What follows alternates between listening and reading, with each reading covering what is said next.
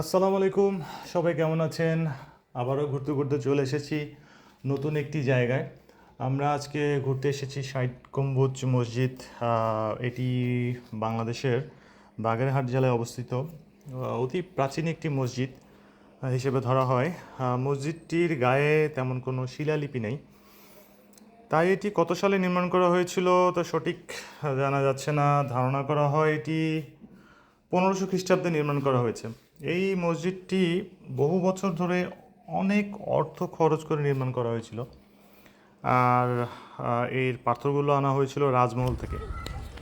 এটি বাংলাদেশের 3টি বিশ্ব ঐতিহ্যবাহী স্থানের মধ্যে এটি অবস্থিত। বাংলাদেশের বাগেরহাট শহরটিকে বিশ্ব ঐতিহ্যবাহী স্থানের মর্যাদা দেওয়া হয়েছে। আমার জানা মতো 1985 খ্রিস্টাব্দে ইউনেস্কো এই সম্মানটি প্রদান করে। যাই হোক, অনেক কথা বললাম, লম্বা না করি, তাই আসুন ঘুরে দেখি। সুন্দর একটি জায়গা, আমার বাংলাদেশ খুব সুন্দর একটি দেশ। আসুন ঘুরি, ভ্রমণ করি। আর আপনারা সবাই ঘুরবেন আমার মতো। ঘুরলে মন ভালো থাকবে। মন সুন্দর করার জন্য আমাদের ঘোরা, ভ্রমণ করা খুবই দরকার। ঠিক আছে, ভালো থাকুন, দেখতে থাকি, আসুন।